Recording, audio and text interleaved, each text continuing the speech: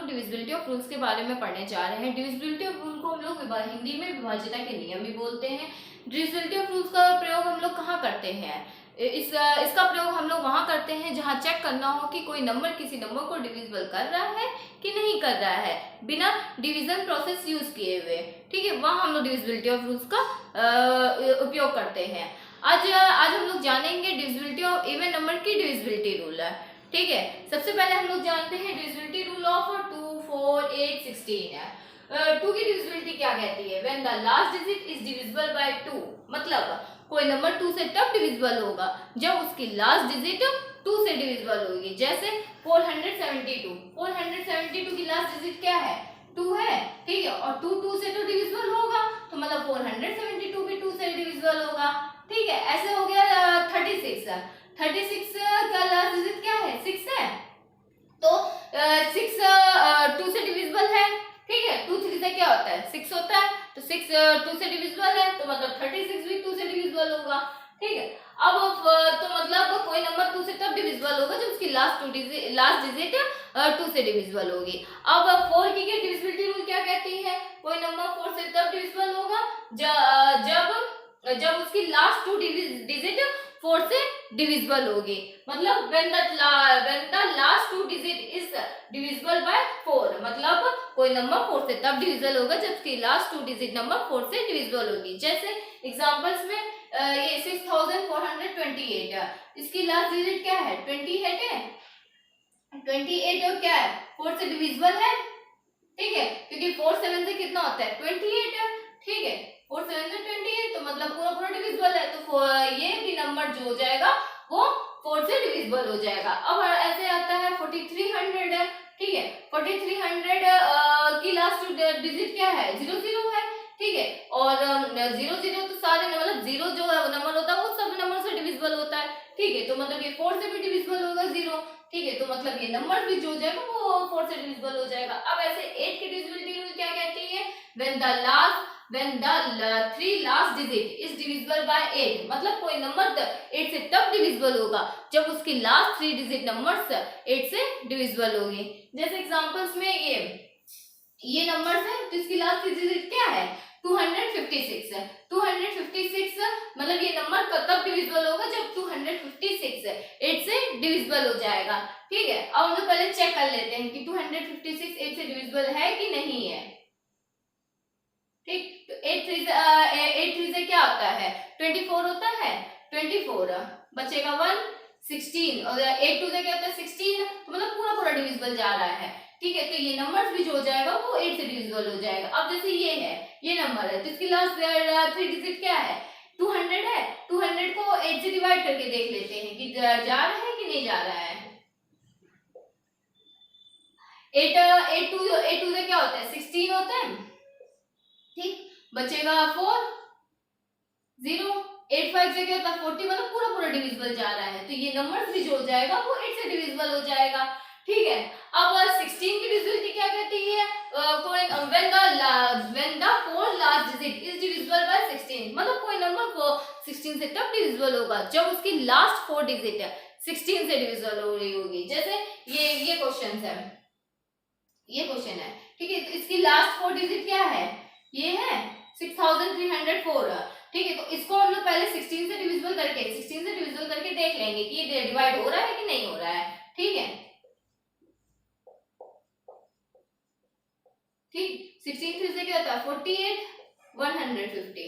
ठीक, 16 9 का 144 बचेगा 6 बचेगा, और 16 4 से क्या होता है? 64, मतलब ये नंबर जो रहा है वो 16 से ये जो लास्ट 4 डिजिट है वो 16 से डिविजिबल हो रही है, तो मतलब ये नंबर भी जो हो जाएगा वो 16 से डिविजिबल हो रहा है। ठीक है, अब हम लोग यहाँ क्या देख रहे हैं? एक पैटर्न देख रहे हैं। जैसे अगर हम लोग 2 ले लें, तो 2 की कोई नंबर 2 से तब डिविजिबल हो रहा है जैसे जब उसकी लास्ट डिजिट 2 से डिविजिबल हो रही है। ठीक है, लास्ट 1 डिजिट 2 से डिविजिबल हो रही है। ठीक, और 4 से कब हो रहा है?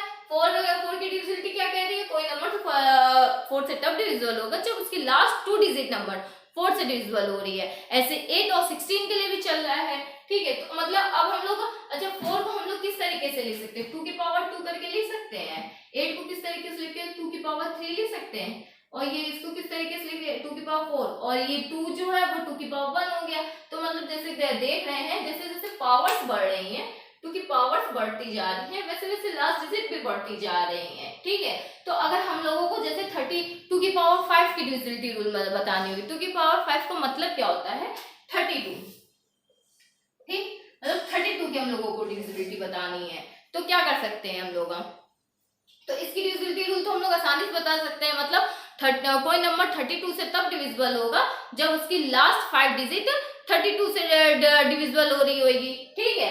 तो ये मतलब क्योंकि यहाँ पे हम लोगों ने देखा था कि जैसे जैसे पावर्स बढ़ रही हैं, 2 की पावर्स बढ़ रही है, वैसे वैसे लास्ट डिजिट भी बढ़ती जा रही है। तो ऐसे हम लोगों ने इसकी डिविजिबिलिटी रूल निकाल ली, ठीक है। तो अब ऐसे हम लोग 2 की पावर्स 6, 7, 8 मतलब सारे नंबर्स की डिविजिबिलिटी रूल निकाल सकते हैं, ठीक है। तो आज से हम लोगों ने क्या सीखा, डिविजिबिलिटी रूल्स ऑफ 2 की पावर्स n, इसको हम लोग इस तरीके से लिख सकते हैं, ठीक है। और n हमारा कोई भी नेचुरल नंबर्स हो सकता है, ठीक है, n belongs to natural numbers, ठीक। तो मतलब हम लोग का n के बराबर कुछ भी रखें तो हम लोग इसकी डिविजिबिलिटी रूल आराम से बता सकते हैं। अब इससे रिलेटेड हम लोग कुछ क्वेश्चंस करने जा रहे हैं। जैसे क्वेश्चंस क्या है, ये जो नंबर है मतलब 7532a इज डिविजिबल बाय 4, ठीक है, मतलब ये जो नंबर है वो 4 से डिविजिबल हो रहा है, ठीक है। Then how many value are possibles of a, ठीक है, मतलब a क्या क्या रखते जाए कि नंबर जो हो जाए वो 4 से पूरा पूरा डिविजिबल हो जाए, ठीक है, ठीक। और 4 की डिविजिबिलिटी रूल क्या कहती है हम लोगों की, डिविजिबिलिटी रूल क्या कहती है, कोई नंबर 4 से तब डिविजिबल होगा जब उसकी लास्ट 2 डिजिट 4 से डिवाइड हो रही होगी। तो मतलब क्या हमको करना है, इसकी लास्ट 2 डिजिट लेनी है, जैसे ये 2a लेनी है, ठीक, 2a लेनी है, ठीक। तो 2a को देखना है कि 4 से a क्या क्या रखें कि हम लोग जो 2a है वो डिवाइड हो जाए, ठीक, ये करना है हम लोगों को। तो अब हम लोग a क्या क्या ले सकते हैं, अच्छा हम लोग a क्या है, ये एक नंबर है पूरा, ये पूरा एक नंबर है, ठीक है। और ये जो सारे जो एक एक करके जिससे मतलब ये नंबरों से ये जो बन रहे हैं ये जो, तो इसको क्या बोलेंगे, डिजिट बोलेंगे, ठीक है। अब ये डिजिट डिजिट मतलब नंबर से किन डिजिटों से मिलके बनती है, 0 से 9 तक के डिजिटों से मिलके बनती कोई नंबर बनता है, कोई नंबर 0 से 9 तक के डिजिटों से मिलकर बनता है। तो मतलब a की वैल्यू कहां से कहां तक हो सकती है, पॉसिबल हो सकती है, 0 से 9 तक हो सकती है, ठीक। अब हमको इसी में चेक करना है, मतलब क्या कहने का है, a इक्वल्स टू 0 रखेंगे तो चेक करेंगे कि डिवाइड हो रहा है कि नहीं हो रहा है, a इक्वल्स टू 1 रखेंगे तो चेक करेंगे, a इक्वल्स टू 2 रखेंगे, ऐसे करते करते हम लोग a इक्वल्स टू 9 रखेंगे, वहां तक चेक करेंगे। a इक्वल्स टू हम लोग 10 नहीं रखेंगे कि हो रहा है कि नहीं हो रहा है, क्योंकि वो एक नंबर है, डिजिट नहीं है, ठीक है। और यहाँ पे हम लोग क्या चेक करनी है, डिजिट से चेक करना है, ठीक है। अब हम लोग रखते हैं a इक्वल्स हम लोग क्या रखें, 0 रख, पहले हम लोग a इक्वल्स टू 0 रखते हैं, ठीक है। तो a इक्वल्स टू 0 रखते हैं तो क्या आएगा 20 आएगा और 24 से डिवाइड हो जाएगा, ठीक है, क्योंकि 4 5 20 होता है।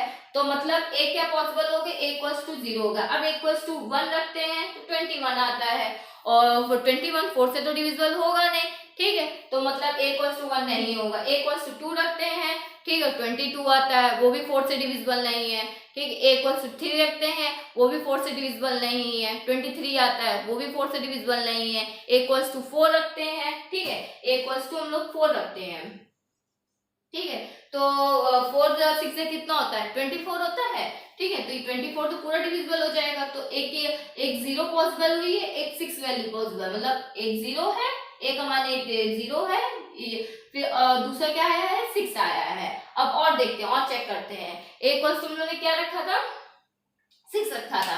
अब हम लोग इक्वल्स टू हम लोग 7 रखते हैं तो 27 आ रहा, 27 तो 4 से डिविजिबल नहीं होगा। इक्वल्स टू 8 रखते हैं, 8 रखते हैं तो क्या आता है 28 आता है, ठीक है, इक्वल्स टू 28 आता है। 4 से डिवाइड करके देखेंगे तो चला जाएगा, क्योंकि 4 7 से कितना होता है 28 होता है, ठीक है। तो मतलब a का और कौन सी वैल्यू पॉसिबल होगी 8, ठीक। अब हम लोग a इक्वल्स टू 9 रखते हैं तो क्या आता है 29 होता है। 29 तो 4 से डिविजिबल होगा नहीं, ठीक है। तो इसलिए बस यही तक a इक्वल्स टू 9 तक रखेंगे, ठीक है। तो वही तक हम लोगों ने चेक कर लिया है, ठीक है। तो अब कितनी वैल्यू पॉसिबल हो रही है कि एक 0 हो रही है, एक 6 हो रही है, एक 8 हो रही है, ठीक है।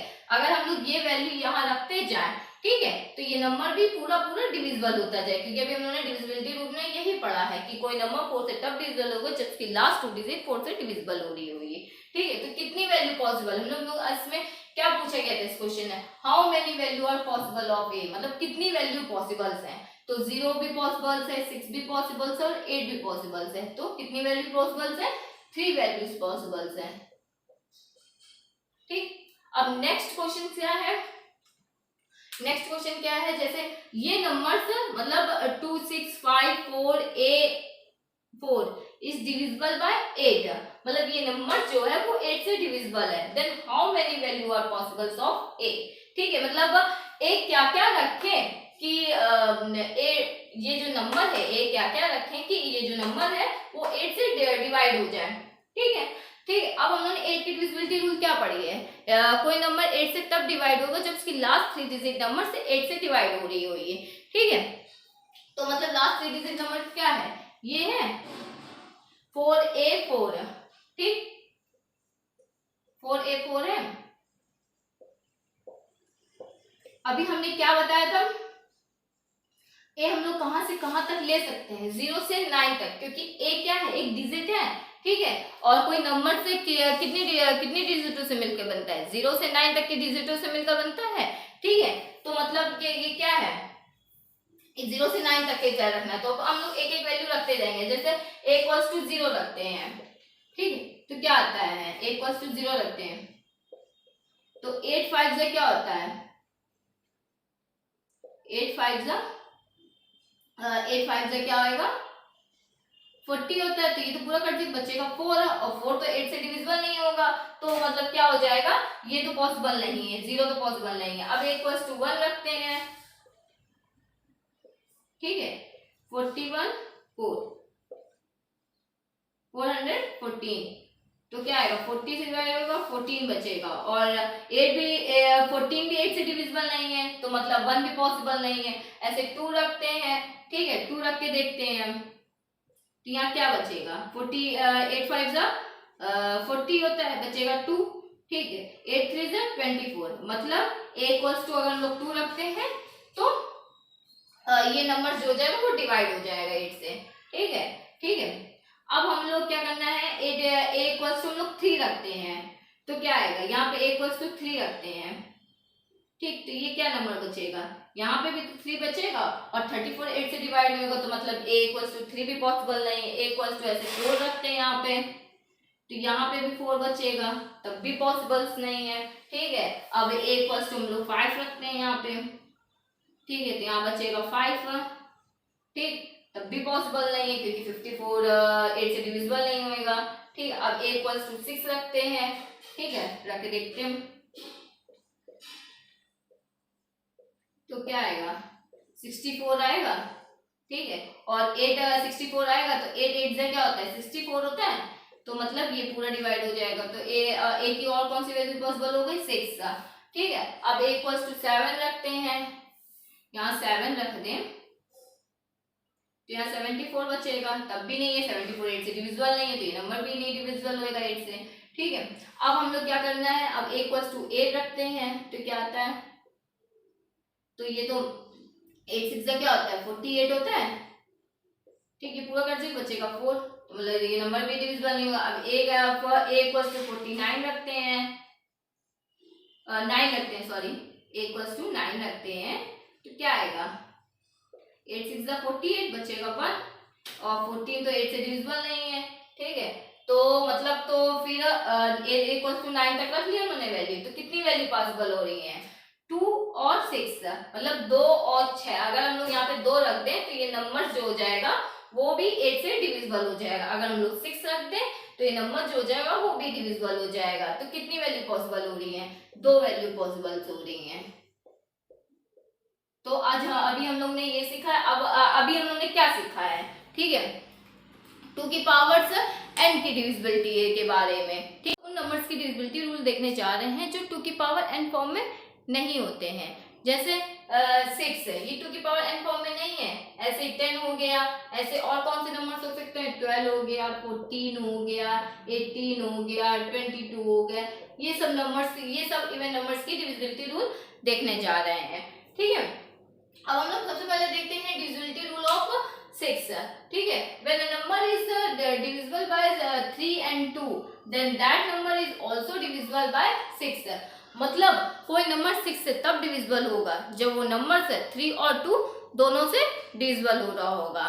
ठीक है, तो अभी हमने 2 की डिविजिबिलिटी रूल बताई है कि 2 की डिविजिबिलिटी रूल क्या कहती है, कोई नंबर 2 से तब डिविजिबल होगा जब उसकी लास्ट डिजिट 2 से डिविजिबल होगी। 3 की डिविजिबिलिटी रूल तो मैंने बताई नहीं है, पर मैं ये 3 की डिविजिबिलिटी रूल मैं आपको नेक्स्ट वीडियोस में बताऊंगी। ठीक है, तो उससे फिर हम लोग ये बता सकते हैं कि कोई नंबर 6 से कब डिविजिबल होगा। ठीक है, अब हम लोग डिविजिबिलिटी ऑफ 10 क्या कहती है, कोई नंबर 10 से तब डिविजिबल होगा जब 2 और 5 से डिविजिबल हो रहा होगा, तो वो नंबर्स भी 10 से डिविजिबल होगा। ठीक है, अब ऐसे ही हम लोग कहते हैं 12 की डिविजिबिलिटी रूल क्या होगी, 14 की क्या होगी और 18 की क्या होगी। ठीक है, अब आप लोग ये सोच रहे होंगे कि मैंने ये 2 और 5 कैसे लिख दिया, 3 और 2 कैसे लिख दिया, बताते हैं, 12 के लिए बताते हैं। ठीक है, 12 के लिए क्या है, 12 की कौन क्या क्या फैक्टर हो सकते हैं, पहले 1 होगा, ठीक, 2, 3, 4, ठीक, 6 और कौन सा हो सकता है, 8 होगा नहीं, 9 होगा नहीं, फिर 12 होगा।